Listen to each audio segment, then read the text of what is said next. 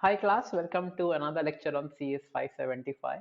So now we come to the step 2 of Box-Jenkins methodology that says about estimating the parameters, right? So first step was model identification. You identify whether that's stationary, whether the data series is stationary, non-stationary, then you go for AR or MA or ARMA or ARIMA, plot ACF, PCAF and other things. Now, once you have decided that, okay, this is my particular model or these are the set of models that I need to try, how do you choose whether which particular model suits the best? So that is why we come across estimating the parameters. So that is, so once a tentative model has been selected, right? So you can have multiple models as we saw in the previous case. The parameters for the model must be estimated. So, okay, this is ARIMA actually. So method of least squares. Okay, so the least square method, which is the standard error method that we compute, that is maybe the actual minus predicted. You take the whole square for all the points and then divide by the number of observations, right? So you get the average least square methods. So however, for models within MA components, there is no simple formula, and instead an iterative method is used, right? For MA, if you have, for example, then computing this least squares and other metrics is difficult, right?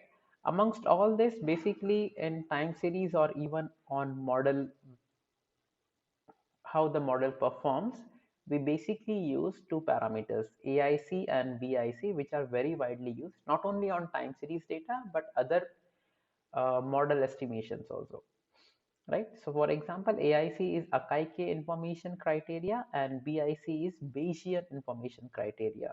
They work on the similar principles only. Akaike was named after the scientist, which he was a statistician from Japan who invented the AIC.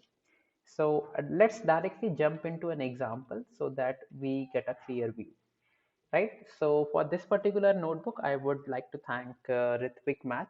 He has a YouTube channel and he shared the Google Colab notebook. So we have the standard library imports, right? And so we have a catfish data. The catfish data, basically it's a univariate time series data. So you have a date and a value on the right hand side column. So you just take it like a two column, where the first column is the time and second column is what we need to predict using a model, right? So let me just run all the values. I will share this link in the description.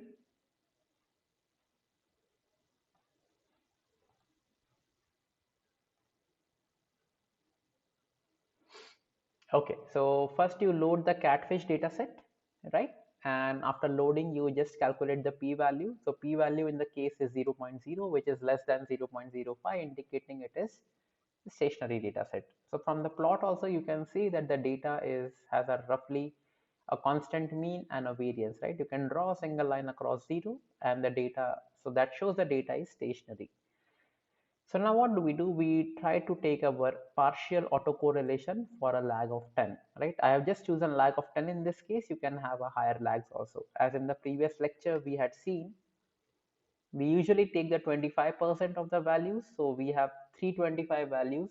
So roughly you can go up to lag 75, but a lag of 10 usually gives a good picture about the data set.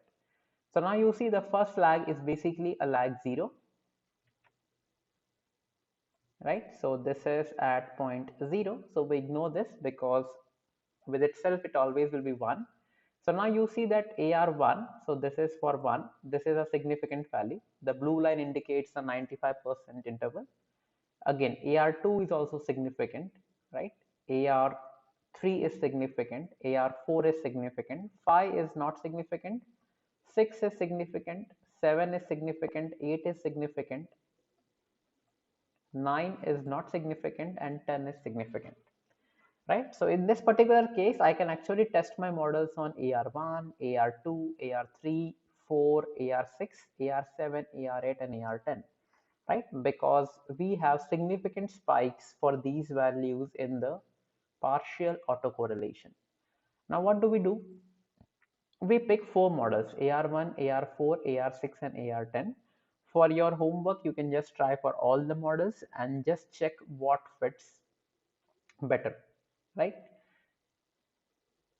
So let me now exit the drawing mode, and now you can see what I'm doing here. I'm trying to create an ARMA model, right? Because the series is already stationary, I don't include the I here, and I am fitting all the orders, right? I make a list of AR orders 1, 4, 6, and 10, and on the AR order, I am fitting the model one by one. So without much ado, I am just showing this is the AR1 fit, AR4, AR6, and AR10. Let us see visually each of them. So as you can see in the AR1 fit, the blue line indicates the original data, and the orange line indicates the fit that you get on the AR1 model, right? So you can see, although it's a decent fit, I can say, some of the peaks have been matched well. So for example, in this particular region, it has matched well, right? But occasionally you can see the fit is not good, right? The model does not perform so well. You can see the errors are high on this particular region. Similarly, for AR4, you can see AR4 is surely better than AR1, but as you can see, AR4 will be a more complicated model because it makes use of 4 parameters at least, right? Similarly, we have the AR6 and AR10. Now let us compare these two models side by side. So you can see that in AR6 and AR10, they do a quite a decent enough mapping, right? So you can see almost the whole data is mapped here. The troughs are very well computed here. Even the peaks are matched good here. If you see one by one to one comparison, you see that AR6 and AR10 are quite similar in nature, right? On a general philosophy, whenever you do data series or ML or AI, you may come to the fact that when you have a more complex model, right? So AR10 is a more complex model than AR6. AR6 is a more complex model than AR4 because as the number of parameters, right, increase, or as the number of features increase, you may shortly get a better fit, but there is a chance of overfitting also, right? So when you select too many parameters, it may so happen that you may overfit on the training data but result in a poor fit on the testing data, right? So we need to strike a balance between this. We surely want that the data should better fit even if we have more complex or more complex model, but we also want that the data should not overfit, right? In order to have a kind of a balance between the complexity and preventing overfitting, we actually estimate the model using the AIC criteria. So we can have that AR10 is basically 10 parameters plus a constant value. We have AR6 has 6 parameters plus some constant value. Sorry, by number of parameters, I mean that, for example, when you are using a simple linear regression, y is equal to mx plus c. So this linear regression has 2 parameters, m and c. Similarly, in Python, you can actually compute. You have ready-made codes available that can actually show you how many parameters are there in a specific model.